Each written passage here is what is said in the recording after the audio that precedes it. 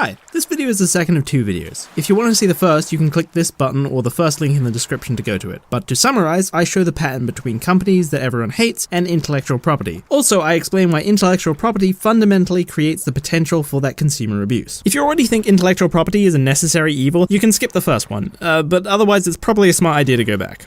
This video is about how, despite this abuse, there are two main arguments used to justify it anyway. One says without IP there is an incentive for the creation of things that can be copied, and the other says that you have an ethical right to those things anyway, just like you would a car or a piece of jewelry. Thus, the general point of this video is to show how creators in a world without IP would still work and profit, and as we go along, I'll be pointing out the inconsistencies in the ethical argument. If you want to skip to that, go to this timestamp. But first, what you're probably here for is what's in the thumbnail. As part of proving my argument and putting my money where my mouth is, I've created Studio High C and the first chapter of Airlock Bound, my very first original webcomic. And everything from me, this channel, and this studio is now public domain and presumably will forever be. So you can take anything I make, re-upload it, edit it, or make money off of it in whatever way you see fit. You don't even need to credit me. I have no control of my own work after it's released anymore, whether it be streaming, YouTube, or anything that comes out of my studio. Now that comes with a couple of interesting grey legal area questions, with things like stream gameplay. Am I allowed to make the whole thing public domain, or is it just my face and voice that's public domain, and then the owner of whatever I'm streaming can still sue people if they use the footage, or they use my footage? I don't know. Or like, if I buy the license to an image or use it transformatively as part of a video, is the whole video public domain so long as no one cuts out that individual copyright infringement? I don't know, it may be that I'll just have to go to court in future to get some of this stuff sorted out, but we'll see. At the very least, I can't sue you. That's the best guarantee I can make. And of course, the projects that are totally safe, totally black and white public domain will be clearly marked. The comic, of course, is one of them. However, I will note that at some point in future I might make something copyleft instead of public domain, but that will be clearly marked as well. For those who don't know, copyleft is like public domain, anyone can do anything with it, but if you use it, whatever you make will be copyleft too. Again, that will be clearly marked, and everything of mine, default is public domain. So go check out my public domain webcomic. If you don't know, I'm the guy who did a couple of videos of critique-based fanfictions for Star Wars and Harry Potter, along with others, and achieved a pretty strong amount of success. Not sure how I'm gonna go with my own original characters and world building, might have some kinks to iron out, but you know, we'll see. And if you want me to continue writing, then you can support me on Patreon. Chapters won't start for 2 months while we finalize concept art for some characters and create a chapter buffer to keep our production line efficient, so if you want to wait till then, go for it, but if you support us now, I can raise the artist's pay straight away and also raise my own pay, because oh boy, I'm taking losses right now, baby, and I don't know how many months I can do that for. I went back and forth on Patreon rewards, but for reasons I'll get into with the actual video, I decided against it because I wanted to prove that I can profit from the product itself, not from like thank you messages in the credits or anything else I could sell to backers. Because obviously current monetization models with intellectual property don't have to do that. For now, I'm just going to work with the product itself. That said, in future, I might start releasing the transparent line art behind a stretch goal. I'll get into the reason why it's an exception in the video, but for the first chapter, I'm going to release all the transparent line art for free right now. So if you want to, for instance, do the whole motion manga thing you can find on YouTube, but for this comic, I just made it incredibly easy for you to render individual parts and give it that motion. And best part is, unlike motion manga, this is public domain. I can't DMCA you and you can make full profits. You don't even need to credit me, but hey, if you like the sound of that arrangement, maybe direct your viewers to my Patreon anyway, because I won't be able to make future chapters for you unless I'm making money too. Also, if you want to see me take on a bunch of other projects, including a horror genre roguelike inspired by Binding of Isaac, and a public domain code and assets that can be made to work as a Minecraft mod designed to integrate block building, exploration, mechanics, and PvP into each other so they work dynamically, those are stretch goals you can fund too. But I'll be advertising them more in future. Also, I'm streaming fairly regularly now, so come check me out. I'm doing Pirates of the West charity live streams for the Animated Dormitories project again, and I'm trying to make it a regular thing. I know I should have done it in 2019, and I was too late with this video to do it in 2020 as well, so a lot happened, and the research for these videos and the story planning for the webcomic took so damn long. But I'm back now, and I'm not going to stop doing charity live streams until I've restored my reputation as captain of the Pirates of the West, so keep an eye out for me. But yeah, point is, I like designing stories and games, and I also don't think we need intellectual property, so I made a webcomic to prove it. Click the link in the description, read it, share it, re-upload it, make money off of it. It's all public domain. I wrote with the Kraken's ink, and now I forsake my creations to the sea itself, because not only do I think we don't need intellectual property, not only do I think creators will still be able to profit, and not only do I think it will prevent abuse like we talked about in the last video, I'm going to convince you why zero IP also creates a world where popular games like Breath of the Wild never stop getting new content and get refined every year, where popular media you love is always being refined and improved, where studios, artists, and animators can more easily get jobs or make names for themselves, trials. It's a world where medical science is led by companies with reputations for creating cures and treatments as fast and as effectively as possible. And above all, a world where accessing all of this is easy, convenient, and where it's not cheap, it's free. And that sounds crazy. So let's get started. So profiting without IP, there's actually a number of different ways, but I do want to stress that these are only theories to cover most products that most people want. The bottom line is this: getting rid of IP doesn't mean people no longer want $100 million Marvel movies or any other IP-reliant thing that's proved popular.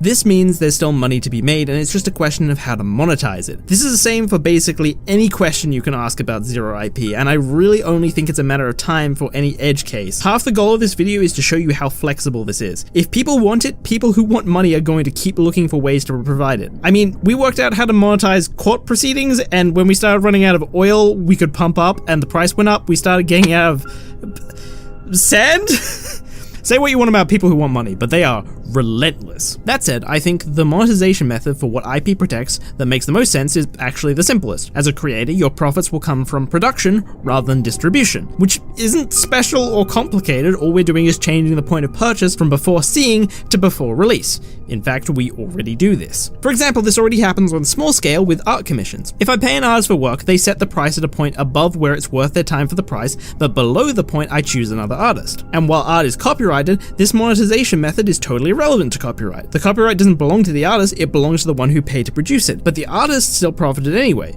And I, as the commissioner, can't steal the art I want with the lack of copyright because the art I want doesn't exist yet. That's why I'm paying for production. So if people want $100 million Marvel movies, why couldn't they just pay before it's produced or even released rather than paying before they watch it through a theater or streaming service? Keep in mind, without licensing fees, actually seeing it in theaters or streaming it after it's produced would cost like nothing, and if you legally pirate, that's a sentence, it's free. But I digress. It's not just small scale. This model works on big scale and effectively already happens with crowdfunding such as Kickstarter, Indiegogo, and monthly payment schemes like Patreon. The only difference in how it would work is that the goal would be increased from what is needed to make it to include the profit margin that the creators are willing to make it for. And it's not unreasonable to think consumers would pay this. Like, okay, the budget for Avengers Endgame was $356 million. The second highest crowdsourced was a video game called Star Citizen at $300 million. If crowdsourcing can reach that when it's not even the main or even a prominent way we create or pay for media right now, imagine the heights it could reach in a world where the popularity of media has exploded because actually accessing media is convenient and costs near nothing, if not nothing, and where, and this is the big one, everyone is engaged in crowdsourcing because it's the biggest, perhaps only deciding factor of how much and what kinds of new media there will be to access in future. See, the $300 million Star Citizen earned was over 7 years, but this is my point. It's not that people aren't willing to give money to something that doesn't exist or isn't fully realized at the time, it's just that crowdsourcing isn't necessary enough for production for most people to know about or use it, so it takes ages to get potential backers. I can't give you raw numbers about who knew about what at what time, but I can show you that there's a huge difference in media presence between crowdsourcing and current payment models. Star Citizen's YouTube channel has only 400k subs, and its biggest video, a trailer, has 2 million views. Avengers Endgame trailer has 140 million views. If crowdsourcing almost raised the budget of Avengers Endgame off of such a small amount of awareness, imagine how much it could pay for in pure profits with over 140 million views of awareness. It's not that crowdsourcing can't pay for our media, it's just that not enough people engage with it yet because the market isn't forced to use it. Only 17 million people use or have ever used Kickstarter, but around 246 million in the US alone went to theaters in 2016. So if theaters cost near nothing without licensing, but those same people suddenly couldn't see anything in the theaters, they will go to crowdsourcing. When people can't get something they want in the same way, they'll change how they buy it to get it. That's what happened with Amazon and other delivery services during COVID. Did people just give up on non-essential shopping during lockdown, or even just wait a couple of months? Or did Amazon double their profits? Or how about piracy? When streaming became too expensive and too inconvenient for many people, did they just give it up? Or did BitTorrent go up for the first time since 2012? If you just go to Kickstarter and scroll through projects right now, there are loads of things that get funded and rake in thousands, some even millions that you've never heard of, and loads of them blow past their funding to reach the stretch goals, which aren't even the product themselves, they're add-ons. So if the goal itself was the point where the production became profitable and simultaneously the point where the consumers are actually going to get the product they were paying for in the first place, presumably they'll fund it. Another thing worth noting is that the number of backers for these projects is tiny. The first funding goal for Star Citizen was $2 million with just 34,000 backers. When you look at similar projects, each backer is donating an average of about $50 to $80, which is way more than a movie ticket, but that makes sense. When you back a project, you aim to make a tangible difference to the project you're really interested in, and in exchange, you get to consume all the media you weren't as interested in for almost, if not free, because it was funded by others who are more invested. So it's not like media would become more expensive, people will spend more on what they do pay, but less on everything else. And I get it right, crowdsourcing feels very different and weird compared to how we usually pay for things, but is crowdsourcing really that different to what we do currently? The fact that you're paying for the same thing as others, or that you're relying on everyone else paying as well, isn't as rare as you think. If everyone in the world except you stopped wanting to go on cruises, would cruise companies still run the boat just for you, or would they sell or repurpose it? Likewise, if every cruise ship was getting booked out, companies would make another cruise ship because they think everyone, not just you, will buy the tickets, which will retroactively fund and make it profitable. The same logic works for tours and tour guides, or even couriers or posts that go by plane or ship. They wouldn't happen if only one person in the world was paying the plane to ship their one package, unless that one person can somehow make up the profits of the people who used to make that plane or ship profitable. Just like crowdsourcing, your individual payment doesn't guarantee you the product. The only other difference I can think of is that if you don't pay, you sometimes still get the product, but I don't think that's a problem. The more projects you are interested in fail, the more the lack of movies gives you the craving for them, the more likely you will be to push yourself and others to participate. So at a certain point, it hits an equilibrium. People won't just let something they love die because they suddenly don't have to pay the amount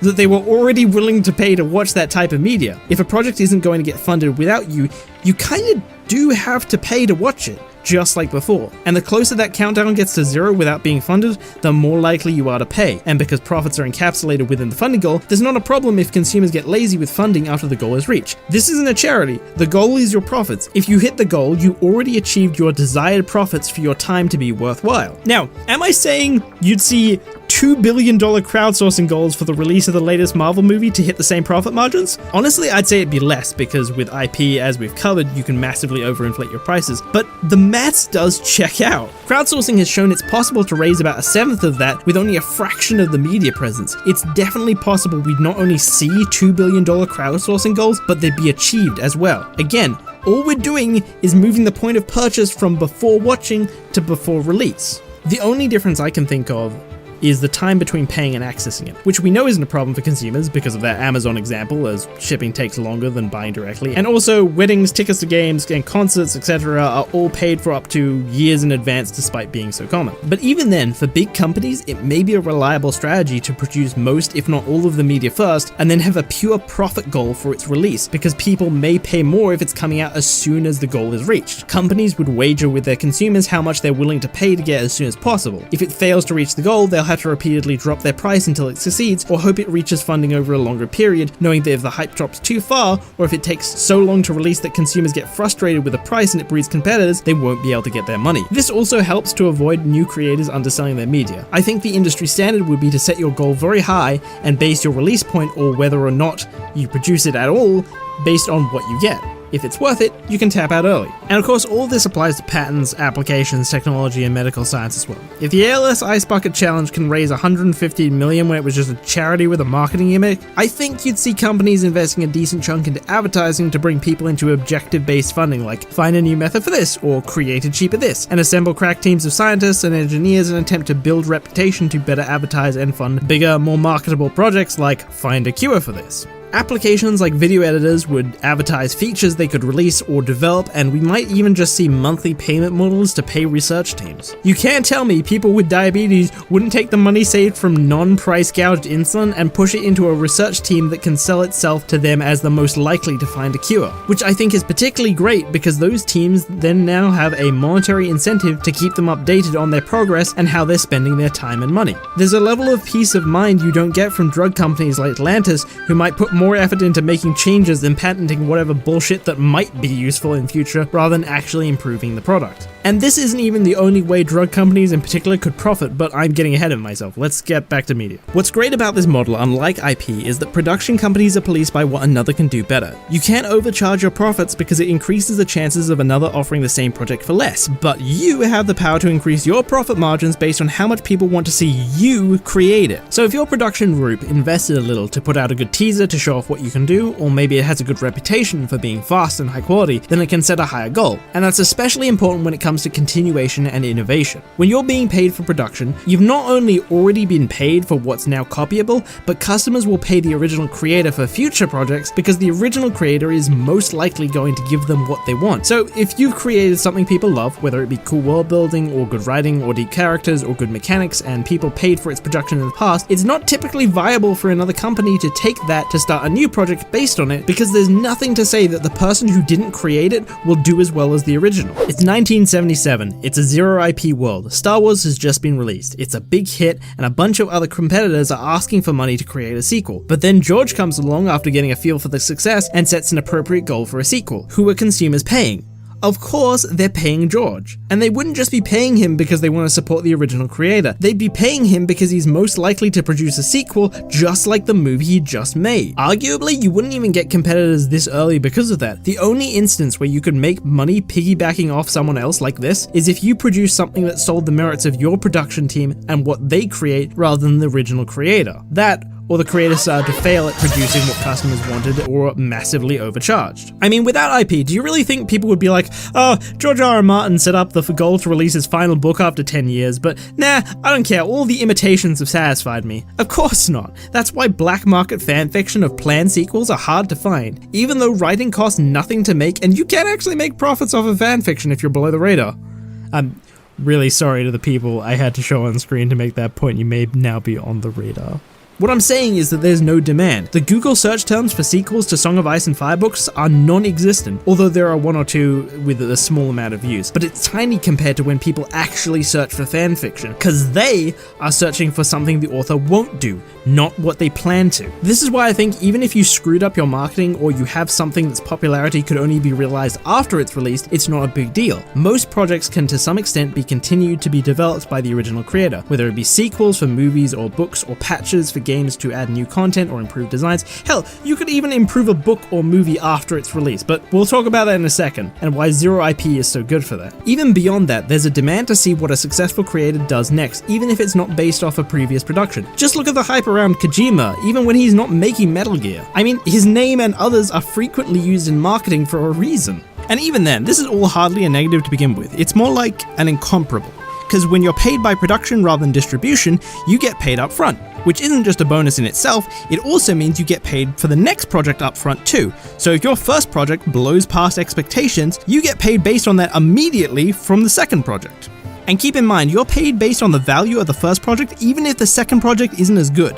So while you may be underpaid for the first project, chances are you'll be overpaid for the second project or at some other point down the line. When everyone's profiting by production, you do as a creator get rewarded for your hard work. Even if what consumers liked is a tiny part of what you release and the rest of it is terrible, it opens up opportunities for you to be hired to do exactly what you were good at and advertised as such to boost faith in production. The interesting thing about upfront payment models is it completely changes how creators will sell and how people will buy, and I don't think people account for that. There's a reason why big upfront purchases like cars and jewelries have warranties and amazing customer service. When creators are forced onto risky upfront payment models, consumers being able to trust them becomes a huge factor to ensure that their money isn't wasted. Often with our current model, the IP is vastly more important than who's making it, and that gets abused. So while you might think that no one cares about the director or writer or even costume designer, without IP, consumers will start paying way more attention to who's producing because they can waste money on unreliable upfront payments. Creators who can show their past achievements will be way more valuable and can earn much more, just as other brands ride or die based on their integrity. But we'll talk about that more in a moment. The great thing about creators transferring all their profits from distribution to production is that they don't lose money if someone copy and pastes their work. They only lose money if they begin to fail the consumers who are paying them to produce. Is that not the perfect compromise between creators and consumers? Creators and companies still profit based on how good they are at their job, but if you hate that a certain creator or company treats its story or universe terribly, you don't just have to take it. This model will create swaths of new companies and creators looking to do it better. And that's another bonus. I talk about compromise between creators and consumers, but that's just for already successful creators that have total control of an established work. But for anyone new to the industry, zero IP is a serious upgrade for the vast majority of them, especially small creators. I'd be lying if I told you that IP laws give the few creators who make it big a greater security to profit than without. But the flip side of this is that you're giving them extra profits at the expense of both the consumer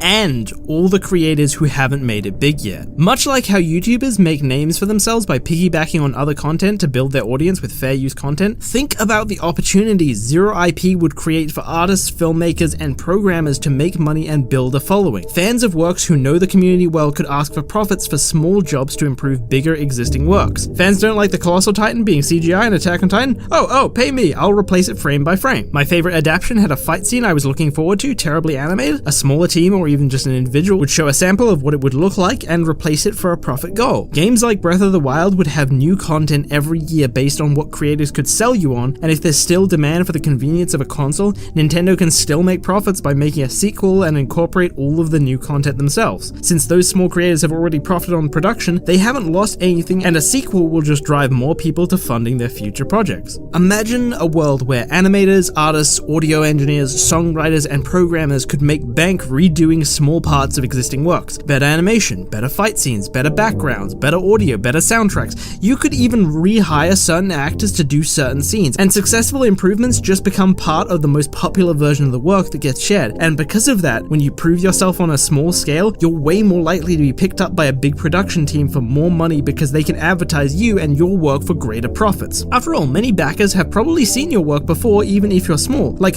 oh shit, it's the guy/team who did that. They just need it to be pointed out to them by the company. This is the great thing about having consumers way more involved in production. There's way more leverage for artists. When the first season of One Punch Man came out and it became famous for its animation, imagine what consumers would have paid to get that team of animators back together for season 2. Imagine how far studios would have gone to not only get those animators on their funding page, but advertise why you want those animators as well. Instead, you got this, and the animators and director moved on to different projects with less demand because they weren't getting paid extra, nor was any attempt made to sign them on as early as possible. Why? Because the production committee, the rights holders and investors that chose a new studio and was responsible for their budget and deadlines, knew that people would watch One Punch Man Season 2 regardless because it was called One Punch Man Season 2 and they were the only ones allowed to make One Punch Man Season 2. This isn't even the first time that's happened. And that's not all. There are small artists out there even willing to do incredible things like animating sections of Harry Potter audiobooks. Right, you've got a wonky sort of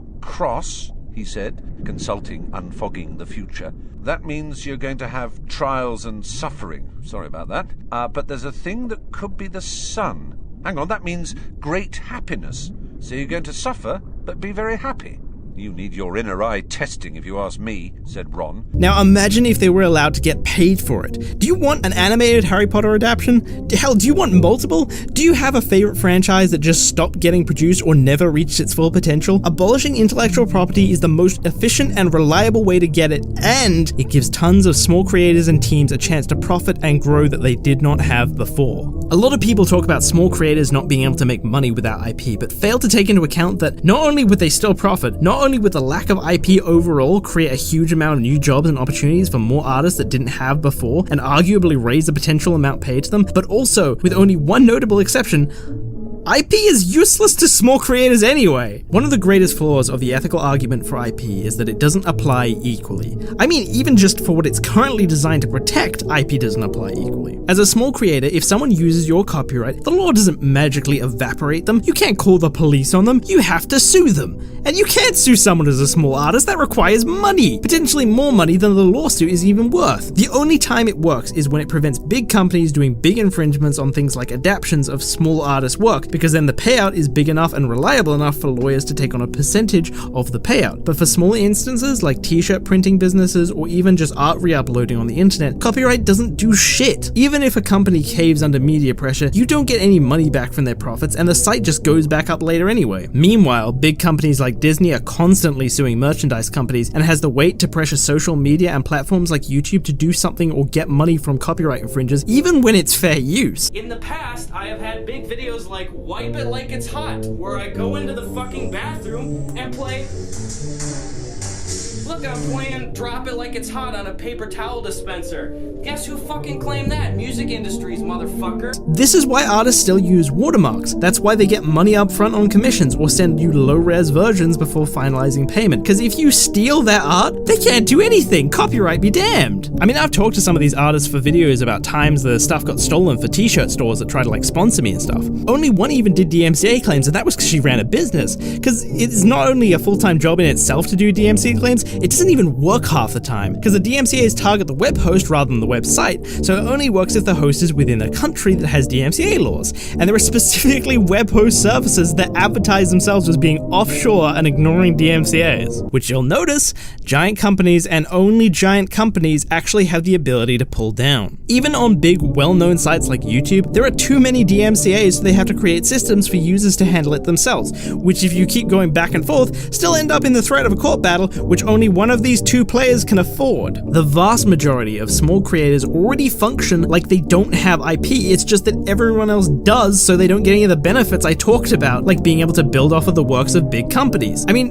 fan art is literally illegal because of copyright, and you get nothing in return for that sacrifice. But despite the lack of copyright enforcement to protect small creators, on places like Twitter, small artists still thrive. They still make money despite the blatant copyright infringement that exists everywhere. Many even upload high-res images without watermark. How is that? It'd be because they're profiting from one or more of commissions, jobs behind the scenes, or from a Patreon or Ko-fi, otherwise known as they're paid for production.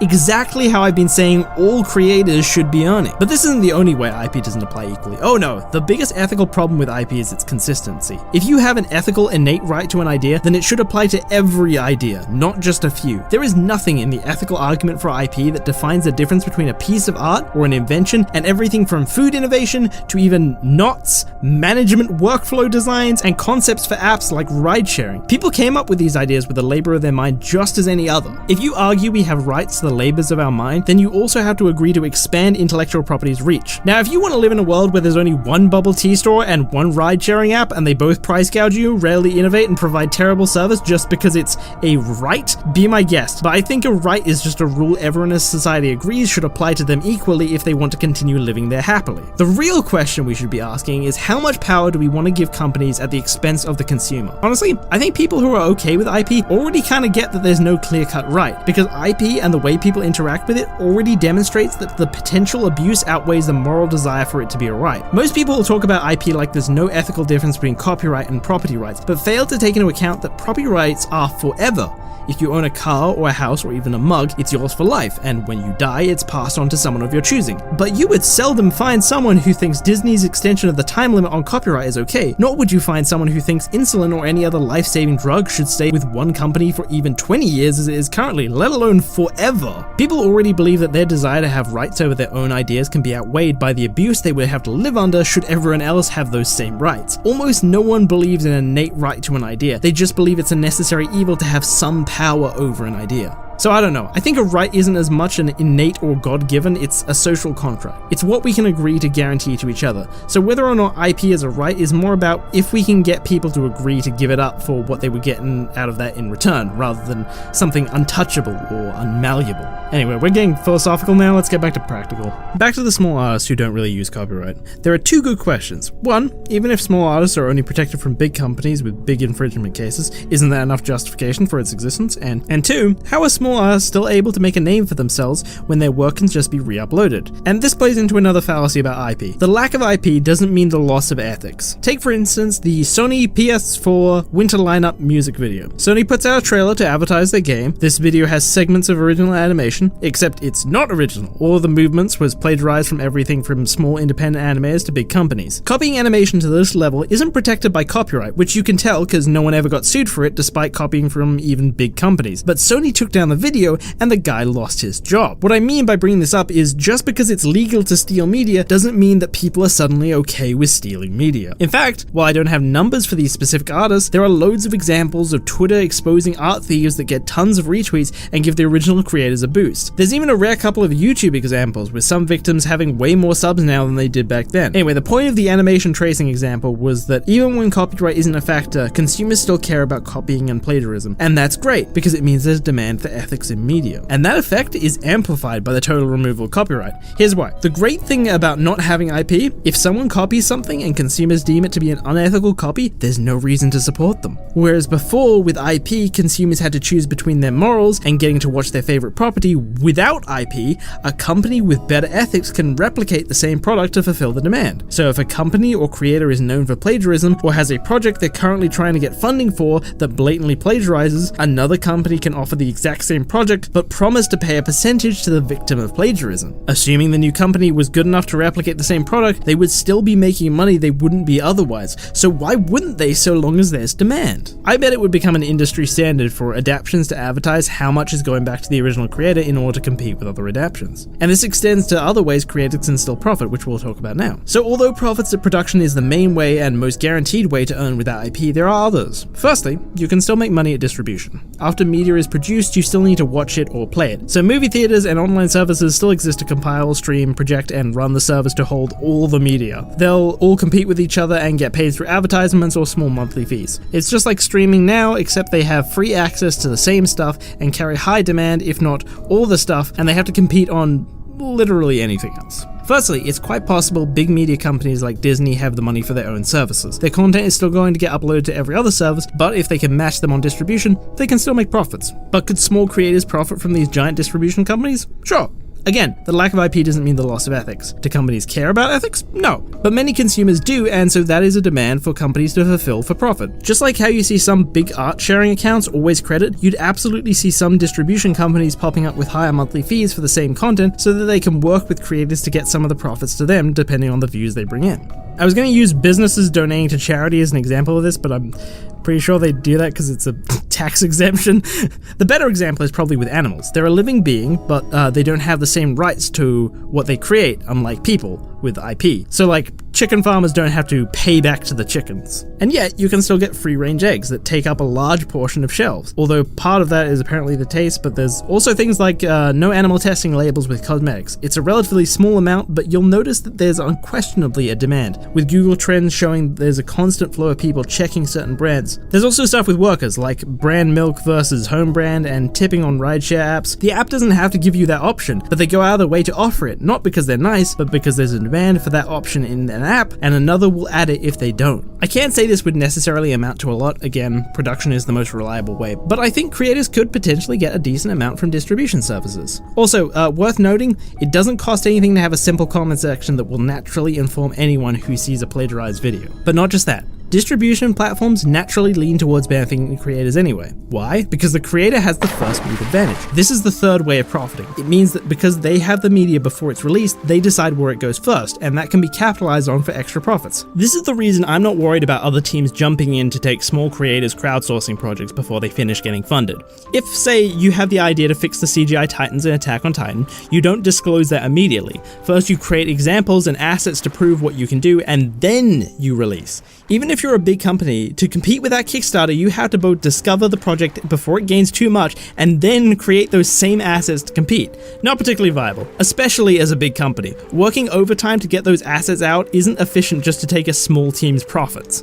Even if you use advertising to pull ahead, you then have to make the advertising and make it good, and all of that's really getting expensive. I think this strategy is really only viable if your reputation alone allows you to compete with the assets already out, and or the other project has a vulnerability or is ethically exploitable, like I said before. Technically, you can rip the assets to start your own project and then use an advertising budget to pull ahead, but keep in mind that this is a violation of fraud law. What's the difference between fraud law and copyright? Well, the great thing about fraud law is that it can only be filed by the consumer, not a company. If consumers feel like they've been lied to, there's grounds for a class action lawsuit or to file a complaint through consumer law. This is actually like the main argument against trademarks, the form of IP I haven't really talked about, but can actually cause abuse if you look into it. The fact is, we already have law to prevent tricking consumers. You really don't need trademarks so that the consumers can identify you. It's small, but you're still giving business unnecessary power. Also, it's against the interest of crowdsourcing websites to advertise misleading pages, and you'd expect certain websites would gain reputations for the best possible methods to ensure backers' money is used reliably as possible. Like, for example, I bet crowdsourcing websites would give options for how money is released to the creator.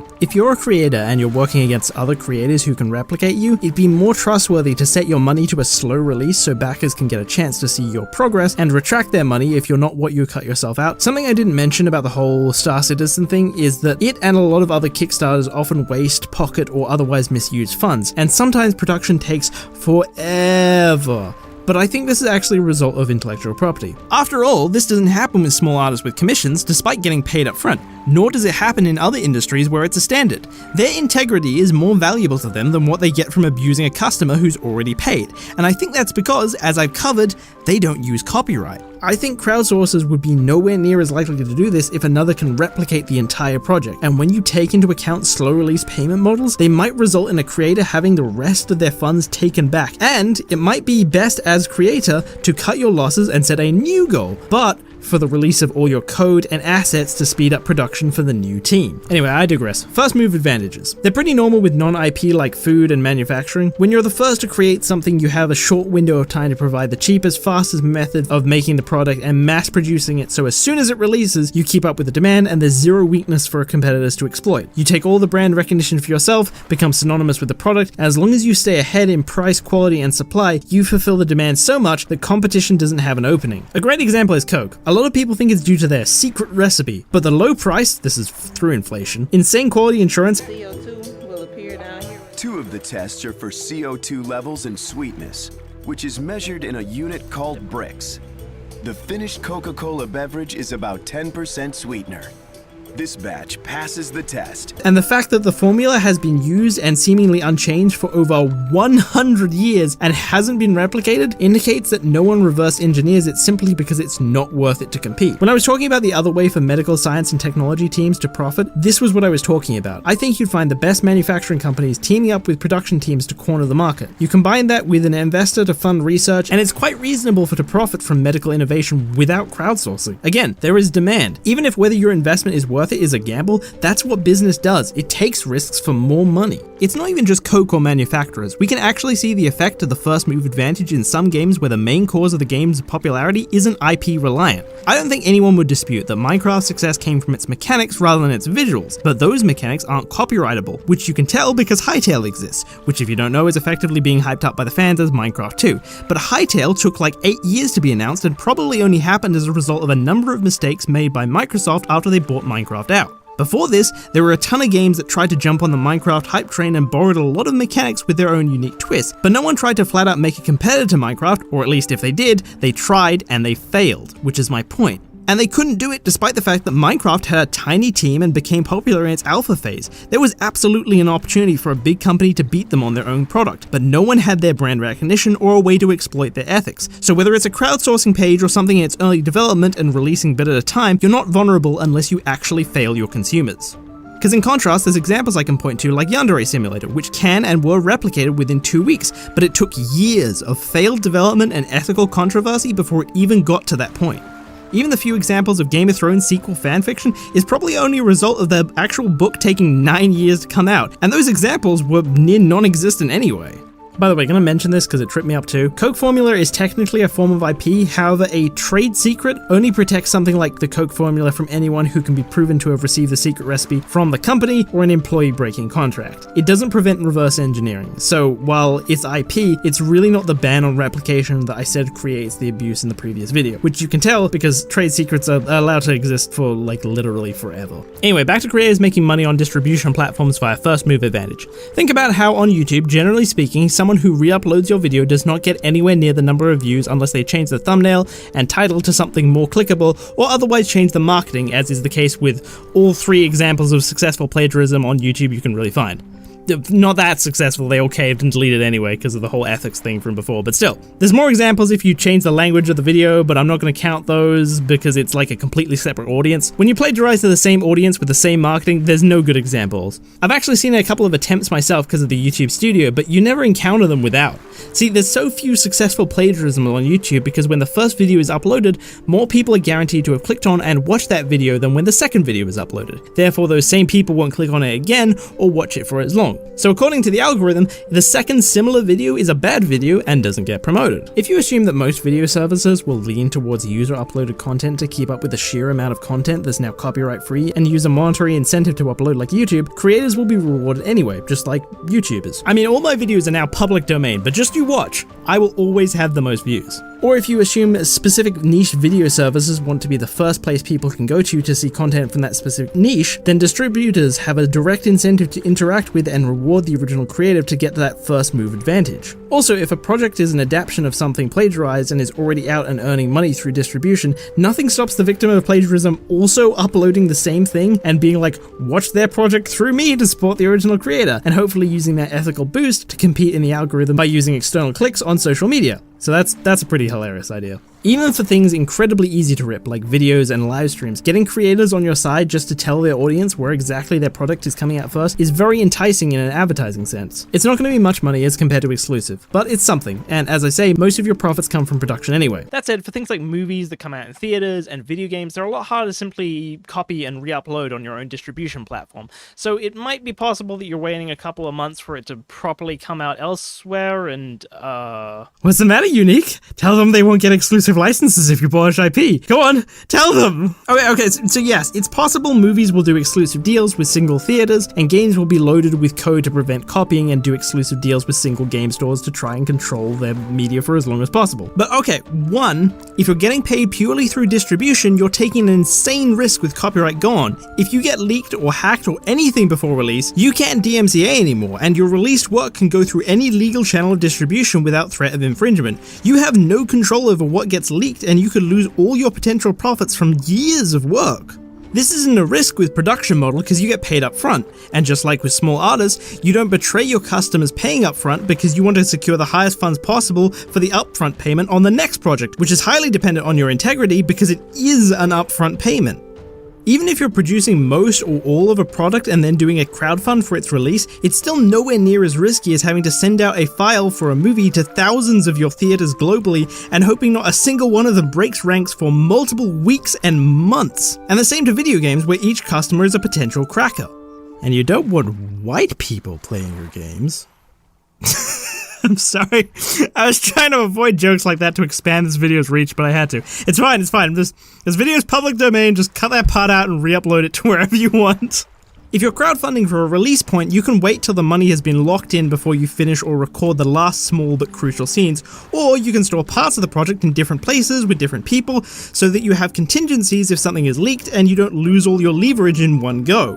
But if you profit from distribution, you're forced to have the whole project completed and ready before you even make a single cent. It's a huge risk, and that's not all, because number two, in spite of any DRM, while it may be hard for another company to replicate them, it's not literally illegal, which means all the difference because now supply and demand actually works. Try as hard as you can with as much money as you want to control your media, but the more you try to charge customers and the more they want what they have to go to you to get, the more demand and money is to be made in cracking it, emulating it, or recording it on a camera in high enough quality, or whatever method they find next to make it watchable. With piracy now legal, there's a genuine business to be made in cracking and recording jobs, and it's hard to tell what will be invented in future to meet that demand as fast as possible. It actually works out to be a nice equilibrium. Small indie games might be able to get a small profit for a long time until they get big enough to deserve a crack, just like how you're more likely to have to pay for an OnlyFans account while they're small because they haven't been illegally re-uploaded, as porn sites are less policed for copyright. I swear I learned this factoid in research phase. Meanwhile, bigger games have a shorter window before they get cracked because there's more demand for them to be cracked,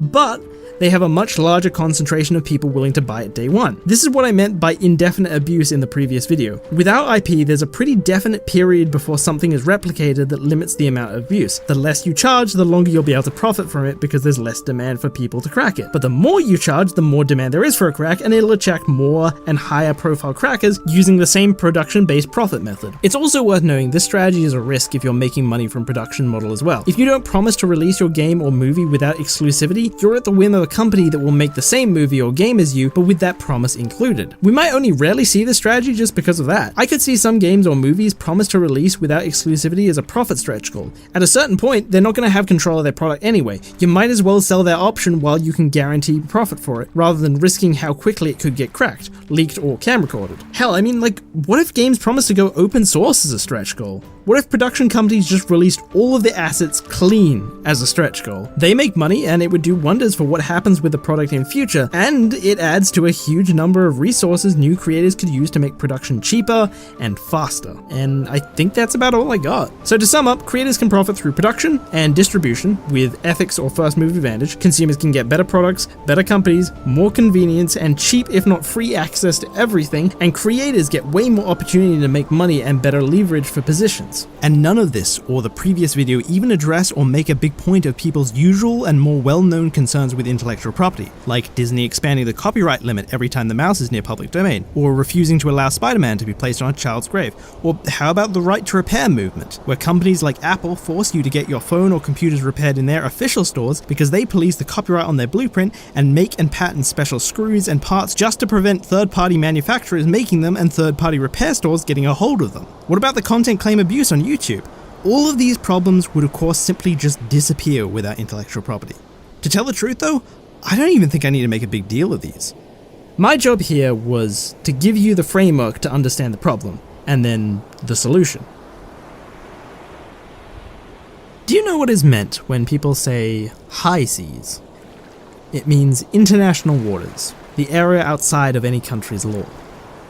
If you didn't get the point of the name, it's the area where intellectual property doesn't exist. And to me, that's symbolic.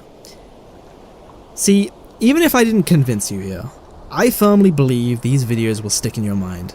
And every time you see something trashy from these companies, you're going to understand why.